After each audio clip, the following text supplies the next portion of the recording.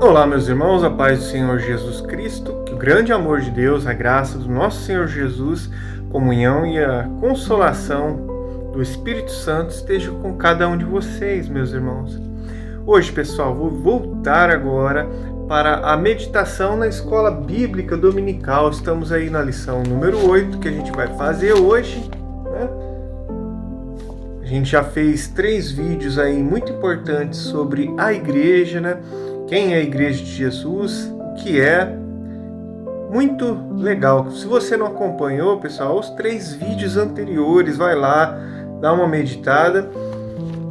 E tem tudo a ver aqui, ó, com a lição desse trimestre que está quase finalizando, pessoal. O tempo está voando. A igreja de Jerusalém, a primeira igreja, né? Fundada aí pelo nosso Senhor Jesus Cristo e os apóstolos. Hoje a gente vai para a lição de número 8, uma igreja que enfrenta os seus problemas, não é verdade?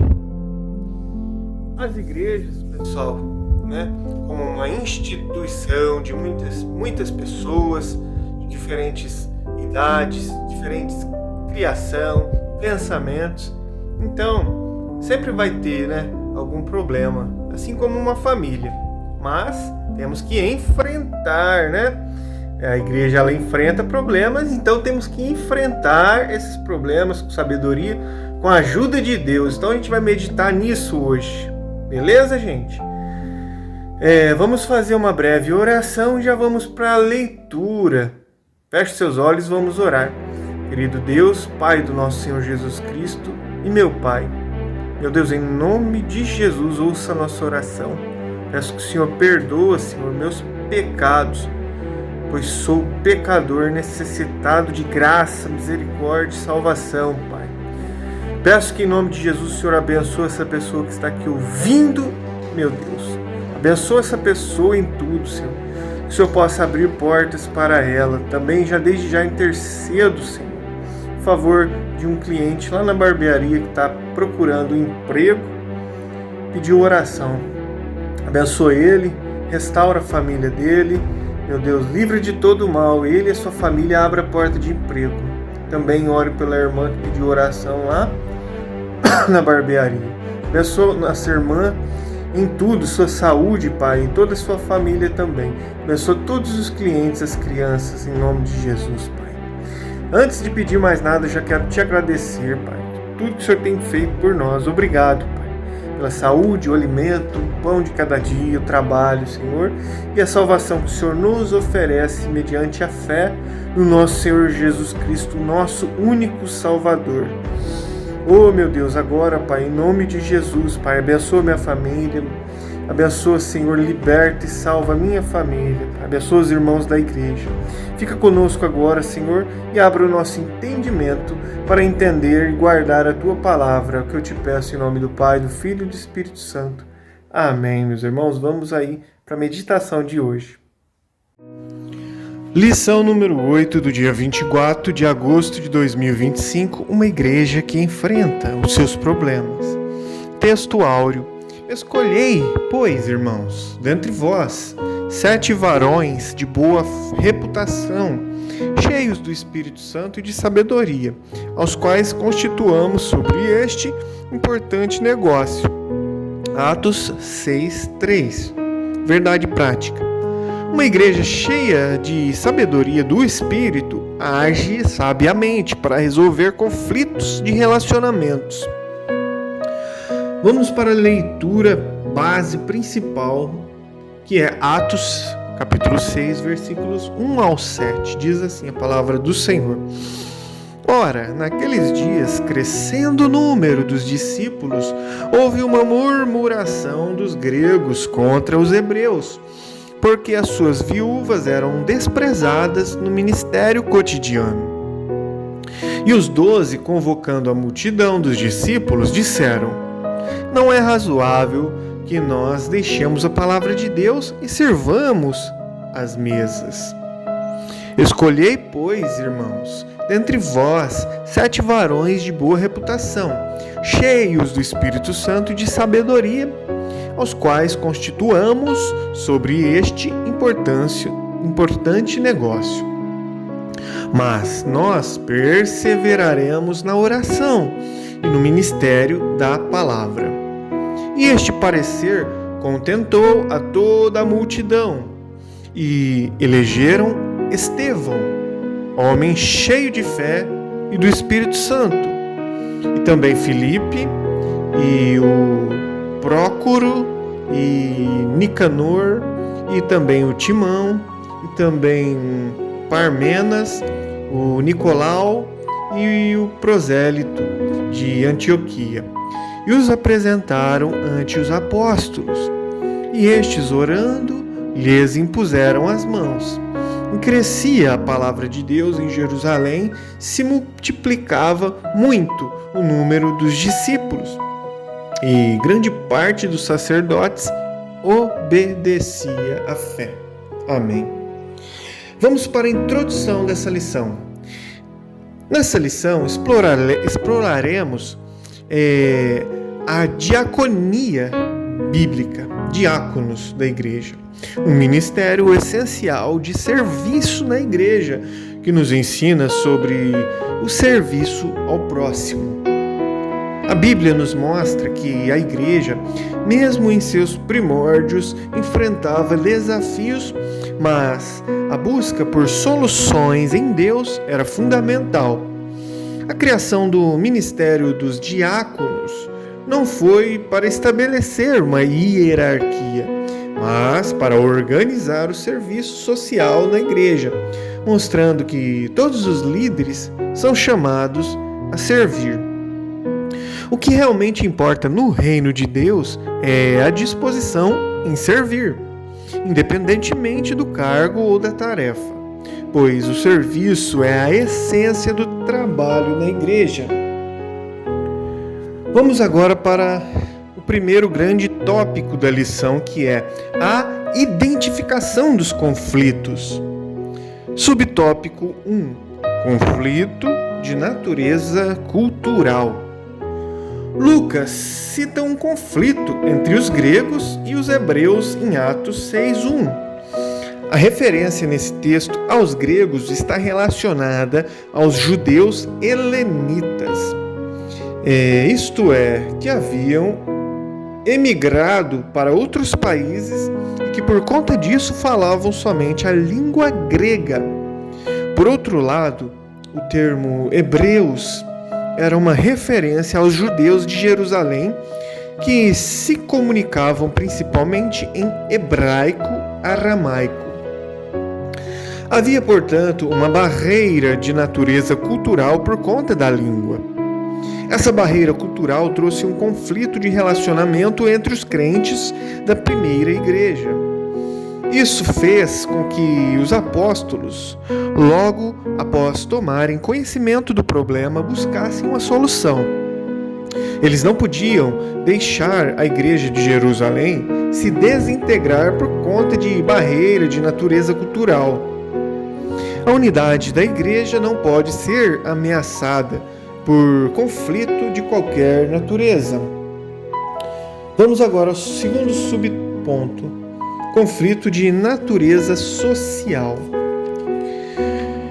Lucas explica que, em razão daquela diferença cultural, lá em Atos 6:1, as suas viúvas eram desprezadas no ministério cotidiano. Aqui fica evidente a natureza social do problema. As viúvas de fala grega estavam sendo negligenciadas na distribuição diária. O conflito se instalou e precisava de solução. Fica evidente que a igreja não é só um organismo, ela também é uma organização. Ela tem sua esfera espiritual, mas também tem a esfera social.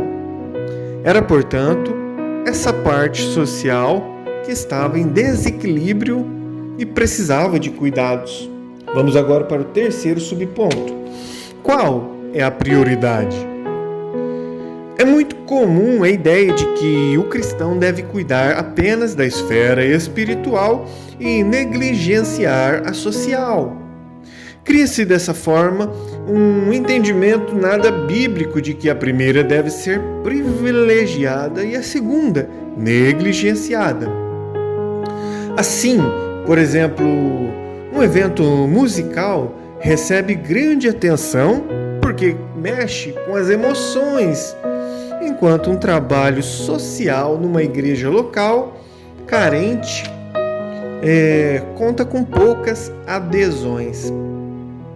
Negligenciar os mais necessitados é um dos pecados denunciados tanto no Antigo Testamento, em Isaías 58:6, quanto no Novo Testamento, em Mateus 25:35.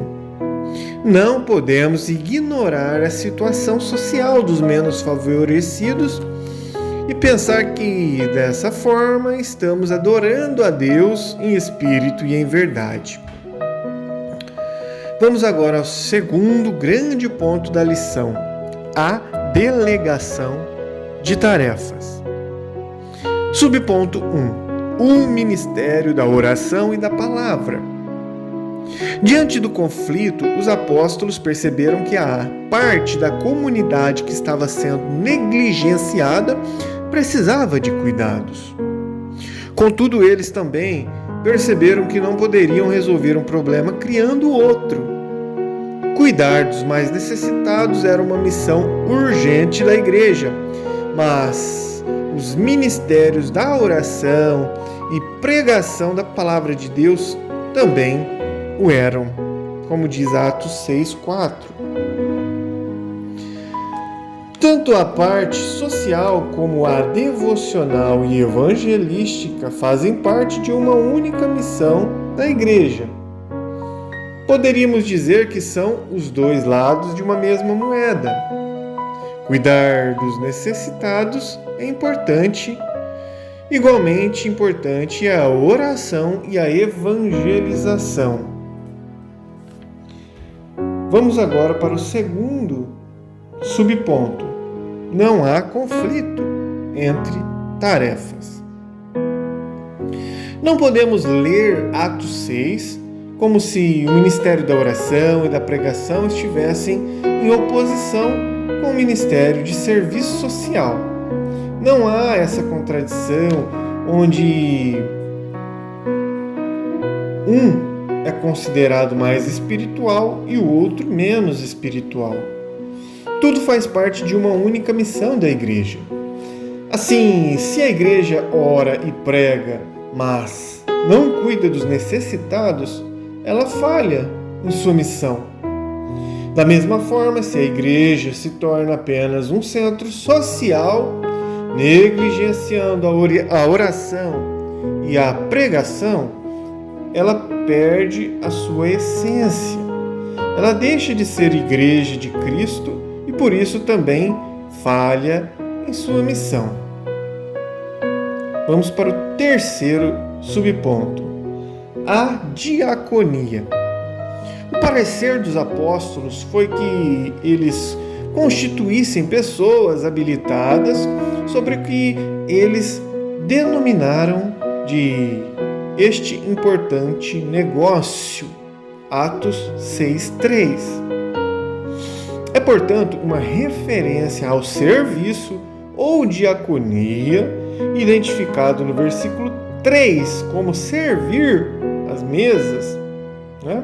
Diaconia, servir. A palavra diaconia tem a ver mais com a função do que com a forma. Assim, em Atos 6, o que está mais em destaque é a função exercida pelos diáconos do que o cargo ou o ofício ocupado por eles. O contexto favorece esse entendimento. Contudo, essa narrativa bíblica fundamenta a instituição do diaconato cristão. Outro sim, devemos enfatizar aqui que a diaconia era vista pelos apóstolos como um importante, entre aspas, importante negócio, ou seja, algo necessário à igreja. Esse entendimento apostólico contradiz o que muitos pensam atualmente a respeito do serviço da diaconia. Infelizmente, há os que enxergam um diácono como um obreiro de classe inferior. Mas, no contexto bíblico, a diaconia é um serviço especial onde somente pessoas especiais, isto é, com qualificações bíblicas exigidas, podem trabalhar. Vamos agora para o terceiro e último grande ponto da lição de hoje, que é seguindo os princípios cristãos. Princípios cristãos. Subponto número 1. Privilegiando o caráter. Nas exigências das qualificações exigidas para o exercício do diaconato, o caráter ganha ênfase. Como diz Atos 6:3. Abre aspas. Escolhei, pois, irmãos, dentre vós, 7 varões de boa reputação. Segundo, cheios do Espírito Santo. Terceiro, cheios de sabedoria, aos quais constituamos sobre este importante negócio que é o diaconado. Aqueles que iriam cuidar das mesas deveriam ser pessoas de boa reputação. A palavra boa reputação traz o termo grego martírio, que significa testemunha ou mártir. Quer dizer uma pessoa autêntica. Olha aqui, as qualificações. Uma pessoa autêntica, uma pessoa honesta e uma pessoa correta, que não negocia valores para exercer a função da diaconia. Às vezes, pensamos que essas exigências eram apenas para os dias bíblicos, o que evidentemente é um equívoco. Se para aqueles que se dedicariam apenas em servir as mesas, isso é, os diáconos, era exigido boa reputação, então que dizer dos pastores que cuidam de todo o rebanho? Vamos agora para o segundo subponto: exercitando os dons. Essas pessoas encarregadas da diaconia na igreja, além da exigência de boa reputação, eles deveriam ser cheios do Espírito Santo e cheios de sabedoria. Defender a boa ortodoxia, isso é, a doutrina correta, era importante, mas incompleto. Era necessário que essas pessoas também fossem cheias do Espírito Santo e cheias de sabedoria. É possível uma pessoa ser ortodoxa, eticamente, quer dizer, da ética, irrepreensível, contudo não ser quebrantada e nem possuir fervor espiritual. Da mesma forma, é possível uma pessoa exercitar os dons espirituais, contudo não ter sabedoria nenhuma. Uma coisa não pode funcionar sem a outra. O ideal de Deus é que o cristão viva corretamente, exercitando os dons espirituais com a sabedoria no exercício da diaconia. Muito bem, finalizamos essa lição e concluímos que nessa lição a importância do serviço cristão, Nós aprendemos a importância do serviço cristão. A igreja espiritual é também social. Devemos nos dedicar tanto ao ministério da oração e pregação, como também à assistência aos mais necessitados. A igreja que cuida da alma também deve cuidar do corpo. Deus não é glorificado na desgraça de ninguém. Se há um necessitado em nosso meio, no meio dos irmãos, e há E sim há necessitados. Devemos considerar os princípios bíblicos ensinados nessa passagem das Escrituras para alcançá-lo. Assim a igreja cresce como igreja de Deus e o Senhor é glorificado. Amém. Muito bem, meus irmãos, finalizamos aqui mais um vídeo. Gratos a Deus pela oportunidade. Que Deus abençoe você, tua família e até o próximo vídeo. Fique com Deus.